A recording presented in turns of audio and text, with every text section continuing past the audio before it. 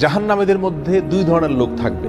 এক তো হলো অমুসলিম কাফেররা, আর দ্বিতীয়ত হলো মুসলমানদের মধ্যে যারা পাপিষ্ঠ এবং তাদের পাপ বা গুনাহের পরে তারা তওবা করেননি অথবা তাদের তওবা কবুল হয়নি, এরকম লোকেরা জাহান্নামে যাবে। তাহলে এই দুই শ্রেণীর লোকেরা যখন জাহান্নামে থাকবে, তখন এই উভয় শ্রেণীর জাহান্নামীদের মধ্যে কনভারসেশন হবে, কথোপকথন হবে। অমুসলিম জাহান্নামী মুসলিম জাহান্নামীকে বলবে যে তোমরা তো তাওহীদবাদী ছিলা, মুসলমান ছিলা, তো তোমরাও জাহান্নামে। আমরা তো আল্লাহকে বিশ্বাস করি নাই, আমরাও জাহান্নামে, তো লাভ হইল কি? তোমরা মুসলমান যে হইলা, তাওহীদ লালন করলা, ফায়দা কি হলো, লাভ কি হলো? তোমরাও জাহান্নামে, আমরাও জাহান্নামে।